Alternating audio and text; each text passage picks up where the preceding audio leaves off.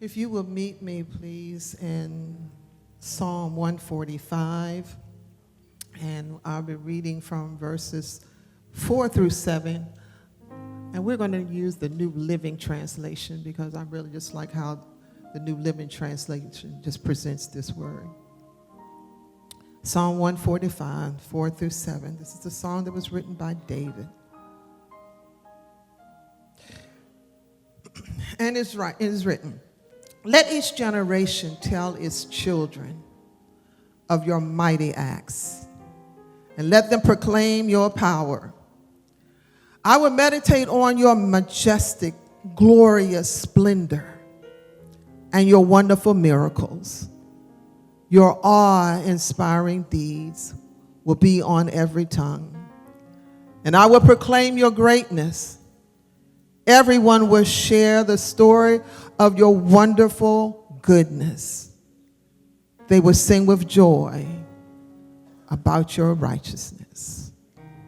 I'll read that last sentence again. Everyone will share the story of your wonderful goodness, and they will sing with joy about your righteousness. And so this morning, my text is really just taken from the song that Cece made famous, "The Goodness of God." The goodness of God. You may be seated.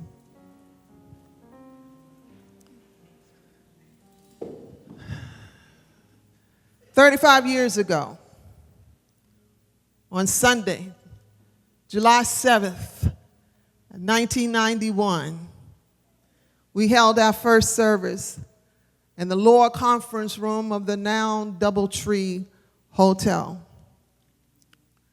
Before the service began, our founding pastor, along with those of us who heard the vision and believed the vision, met out in the corridors of that hallway.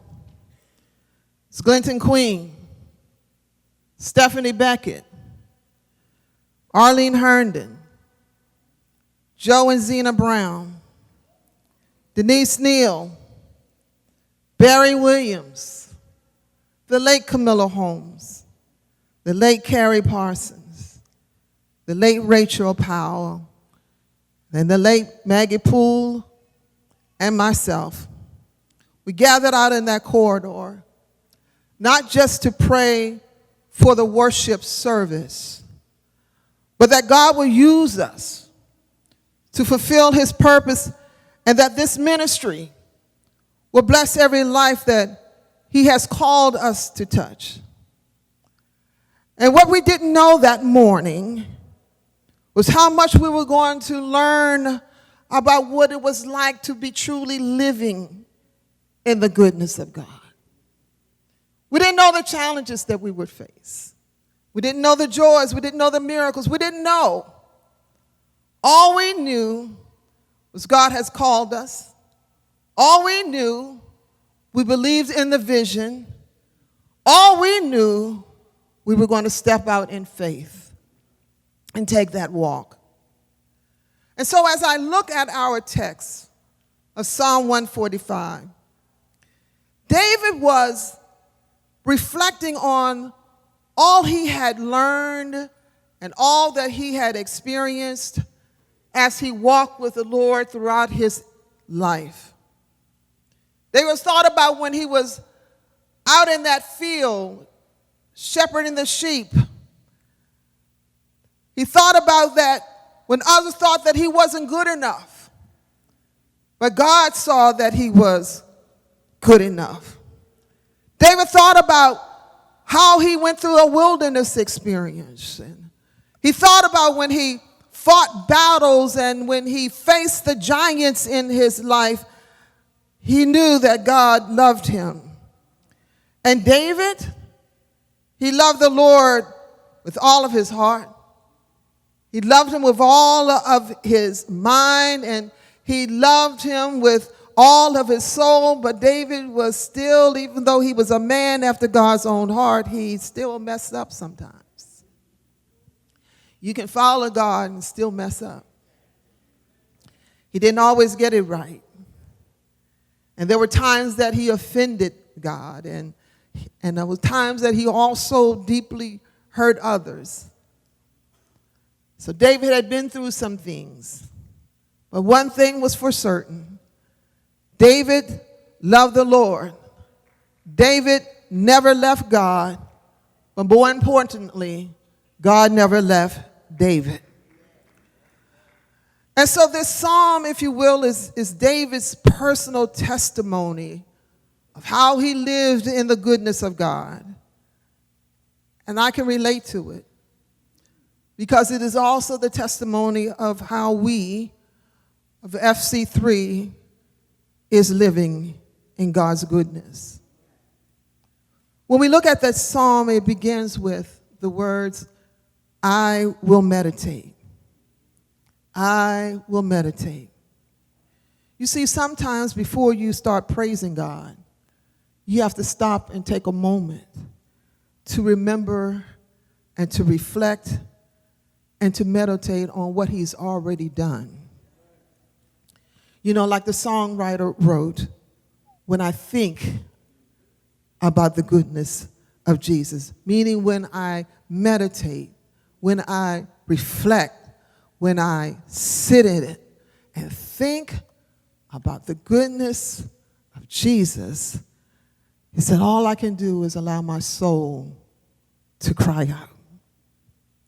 And so I want to ask a favor of you this morning. I want to ask all of us if you wouldn't mind just to take a minute and just to walk something out with me, if you don't mind. I would like you to take a second right now, and I want you just to look around this room. Just pause.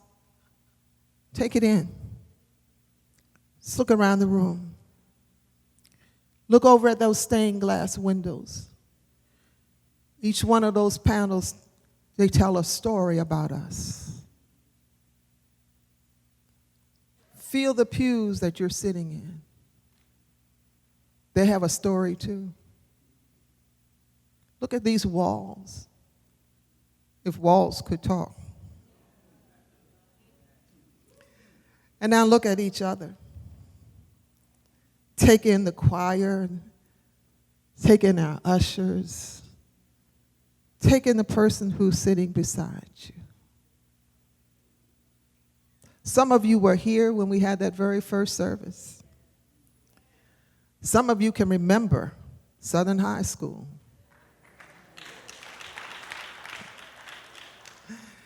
Some of you remember Raft Bunch with no heat. How many of you remember Beacon Light days? Anybody in here remember when we had our service in the bar? Yeah, we had a service in a bar.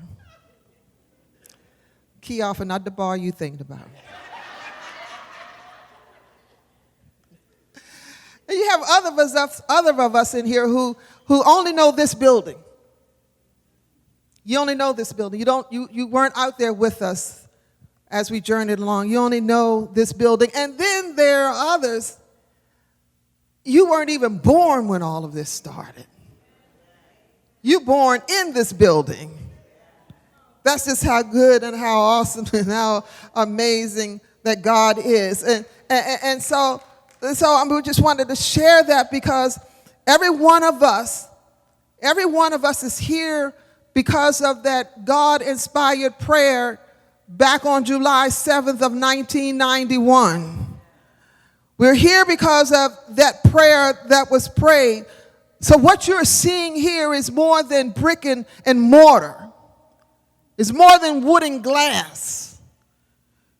It is more than a building that's filled with people. What you are seeing here is a manifestation of God's vision that is continuing. Because one thing we have to understand that this church didn't just happen. God happened. This is God's vision. Because First Christian was not an idea that was generated by a personal desire of our founding pastor. Rather, this church came from God. It was his vision. It was God's desire. And the thing that we must always understand, that there is a difference between God's vision and man's vision. You see, our vision, sometimes we have a tendency of telling God what we want to do for him. Which reminds me of the story in the Bible about David. He wanted to build the temple for God. And it came from a good place. Because David is saying, I'm living in a house made of cedar, and God, you're out in the tent. I want to build you a tabernacle, or build you a home. And God said, that's not for you. So sometimes we have good intentions, intentions that are not selfish at all, that we want to do for God, but it may not be what God has called you to do. And so we always have to understand and be able to determine the difference between the vision that God has and a vision that we may generate. Because God's vision tells us what he wants to accomplish through us. So God extended an invitation, if you will, to carry out his vision. And we accepted the assignment. 12 of us joined Pastor Johnson to do the work. Because one thing about God's vision, it always requires others to come alongside of you to carry it out. It isn't every one person's assignment. You're going to need a team to carry out his vision. Because so FC3 is not Pastor Johnson's church. And guess what? It's not my church either. It's God's church. You're not my congregation. You're God's sheep. I'm simply called to steward, to protect, and to nurture, and to expand the vision that God has given. And so when we recognize that God is the true owner of the vision, it places everything into its perspective, and it's especially it keeps you humble. Because when you understand who it belongs to, then you respect that position and you handle it in such manner. You don't take it for yourself. Because when we start taking the vision, even though it may be a good vision that God has given to us, but when we put ourselves into it, that vision can become a nightmare. Having to work, having to operate, we have to recognize that God is the true owner of the vision. He is the owner. When we understand that, it humbles us, and we don't be out here ego tripping and going through a whole lot of changes and being power hungry. When we understand that God is the owner, we also understand that he's the owner of all of the spiritual gifts that he has given to us. We understand that he is the owner of all our skills and owner of all of our talents. We understand that he's the owner of all of our resources and the owner of our callings. We understand that we belong to him. He reminds of us this, and we are called not to serve ourselves, but we are called to serve him, for him only. And so for those reasons, when God gives us a vision, he assumes the responsibility of accomplishing it. And that's why, after 35 years, that's why we're still here. We're still here. We're still here. I had someone to share with me that when we were looking to build here, we already had, and really had turned some dirt over. You know, we were ready to start. And it was after the church was erected and everything, and someone came to me and she said, did you know that there were people in the community who were trying to stop this church from being built? And I said, no, I didn't know that. I said, we weren't aware of that. She said, yeah. She said, it was an all-out effort to stop y'all from being on that corner.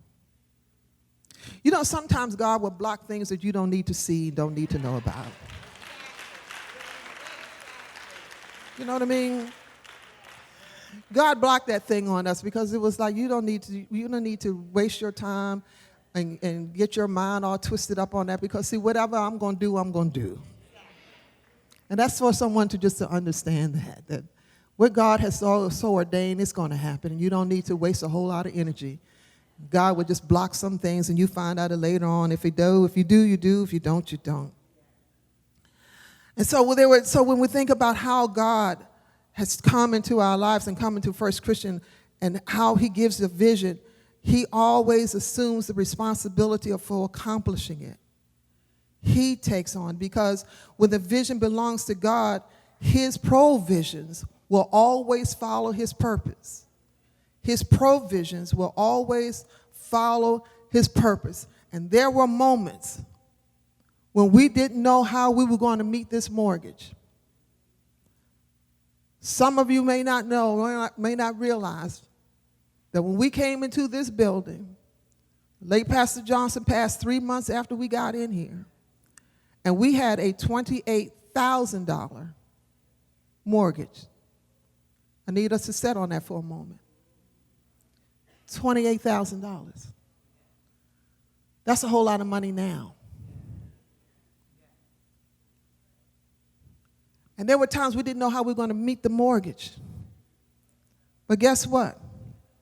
We never missed a payment.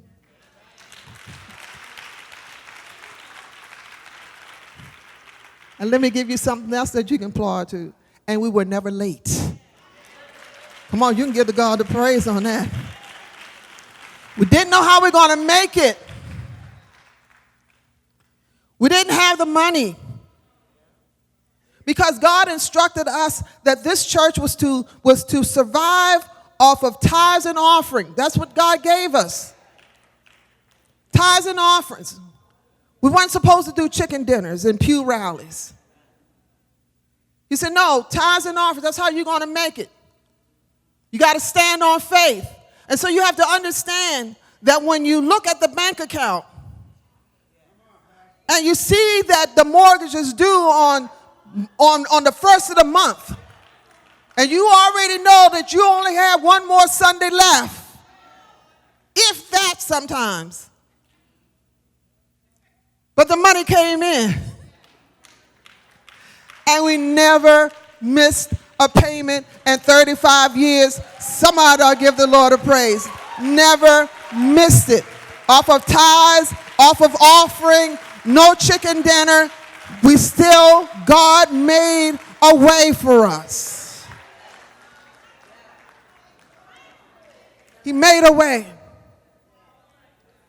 Let me back up to the day we were supposed to go into settlement. That's the story. Elder B, my husband, all of us, it was in January. I don't even remember the date specifically. We were here in the building. We were supposed to go to settlement with the Bank of Glen Burnie. In fact, it was the inauguration day. I think it was Bush, little Bush, who was getting ready to be inaugurated. I mean, I didn't, you know. Yeah, Bush W, that's what it was? Yeah, W, okay. No shade, I just didn't know. And so we were here, it was inauguration day. We were here, and you know, we have an accountant that we've been working with for years. His name is Arnold Williams, and that's another miracle, like how God just brings into your life. Yes. Because one thing that we have here as this church, and want you to understand, we have a certified CPA, and we have attorneys. So you can rest assured that our books are audited. Oh, you hear what I'm saying? And we operate off of a budget. We got a faith budget, and then we got a budget that we give to the bank. You understand what I'm saying? Our faith budget is always more than what we make. Our faith budget ends, when we do the budget, it ends in the red. But when we come to the end of the year, it's in the black. I need y'all to understand. I need you to understand. But let me get back to when we came in. So we were supposed to be going to settlement that afternoon. I think it was like 2 or 3 o'clock in the afternoon. There was a whole nother situation even leading up to that. We had this big meeting and so forth and so on. The situation was was $250,000 that we needed to hand over to the bank that day. This not the day of the settlement, but this was when we had a meeting before the settlement, that we had to hand over $250,000. And our builder put up to $250,000. You hear what I'm saying? Which meant if we didn't pay him back, he was going to lose his business. So he asked Pastor Richard Johnson, he said, before he put it up, he said, do you believe we can get it back? And Richard Johnson said, I believe we're going to get it back. The Lord had to have told him that.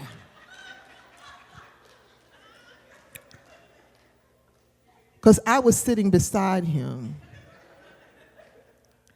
and I didn't hear that conversation that he had, because I would have told the builder, don't believe that. So anyway, long story short, we come to the day of settlement, and we weren't looking forward to it because the rates, the deal that we had, it wasn't the best. It was better than what we had, but it wasn't the best. So we were going to get in here. So anyway, I think it was like around noon, some lady called Elder B and said, we want to take over your mortgage. This is from a whole nother bank. I think it was Sun Bank. Was it Sun Bank? We want to take over your mortgage. Elder B, being Elder B, thought it was a prank call. So he's not going to talk to the woman. But the woman kept calling back. So finally, Elder B called here, and I was here at the church, and he was like, this woman here, she keep calling. She said they want to take over the mortgage and da-da-da-da. Did she tell you then she has some money to give you? Yeah. She had a check in hand. Guess how much the check was for? $250,000. She had an unsecured check in hand to give to us if we would agree to let her bank take over the mortgage. I'm telling Elder B, what is the problem? He was like, I don't know if that woman's for real or not. I said, but she keep calling. Let's see if she's for real or not. So we talked to her. She said, yes, I would bring it down to you right now. She brought in the car, hopped in the car. She was up in Baltimore somewhere.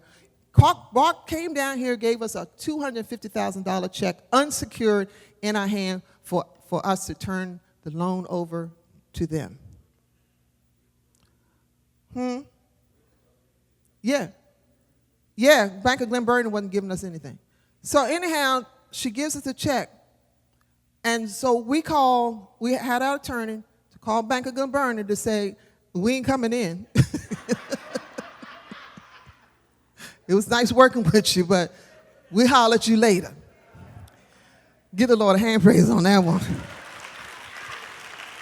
We'll holler at you later.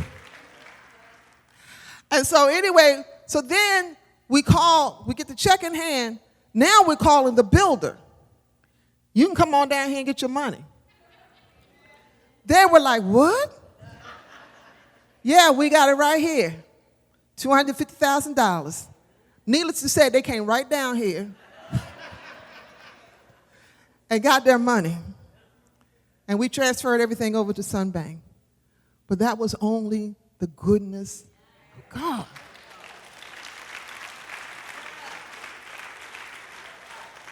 It was only his goodness because, again, when God gives a vision, he assumes the responsibility for accomplishing it because it belongs to him.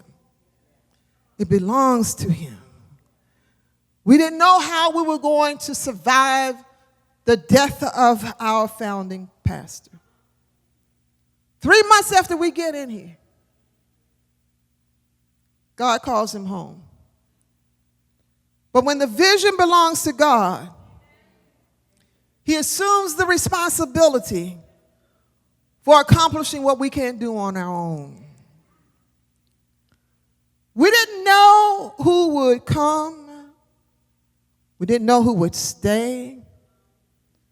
We didn't know how long this ministry or how this ministry would grow. We didn't know how we were going to continue. But I would have to say that the entire board never gave up. They're still here today, and the only ones that are not here is because God has called them home. We never gave up. And there were some dark days. Can you imagine grieving while still trying to lead a church? Trying to console others, but you feel inconsolable. Your key man is gone. And a lot of times people become because of personalities. And I can understand that. But I thank God for those who came for the vision. They saw it. Many of you who came over the years, you saw it. And you understood it. And like us, you didn't necessarily know how we were going to make it, but we were just determined we're going to trust God. He didn't bring us all the way down here just to leave us here.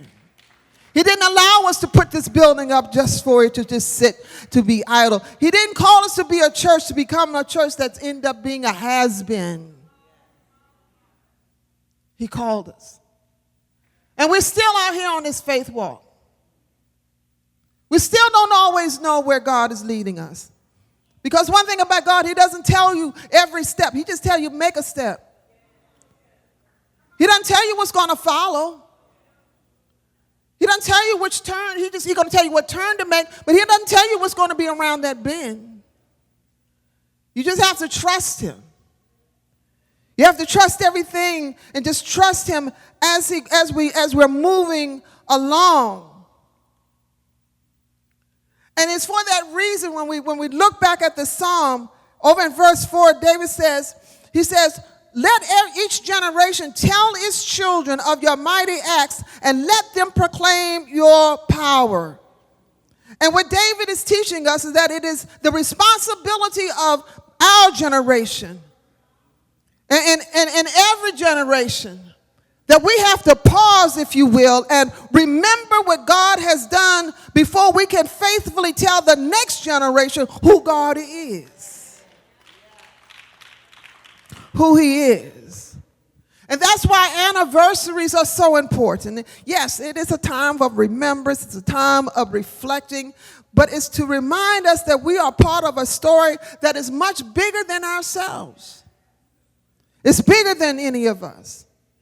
So again, God didn't just preserve First Christian just for us to become a used to be, a has been. No, he preserved us because God still has a vision. It is his vision. One thing that Pastor Johnson used to always tell me, in fact, even before we got married, he used to tell me, he said, I don't believe I'm going to live long. And I was like, well, why I won't marry you then?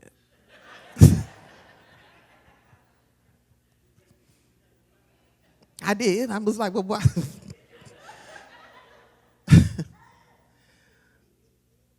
But I knew he meant that.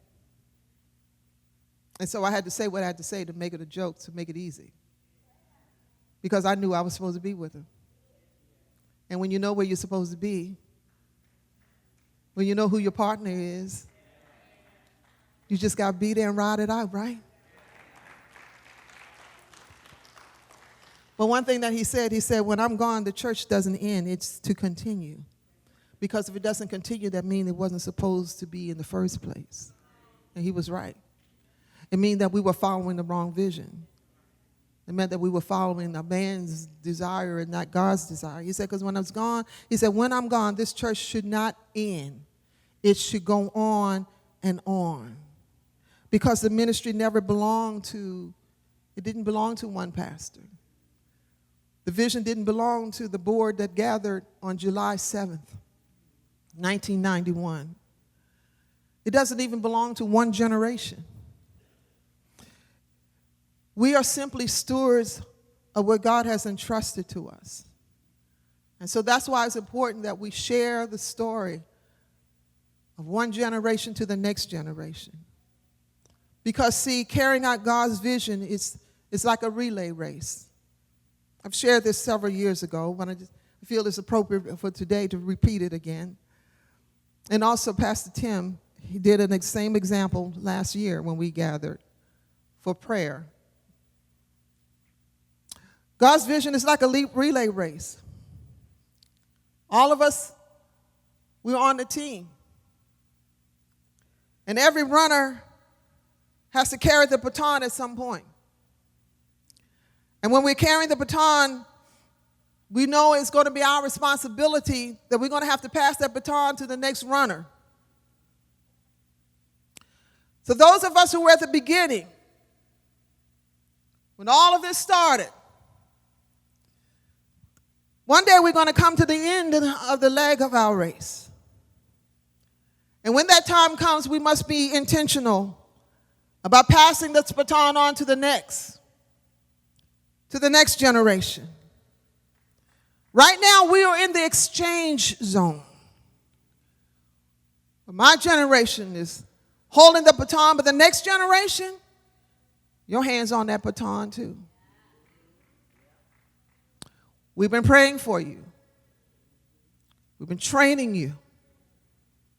Been watching over you because you're the next. And our hands on that baton with you.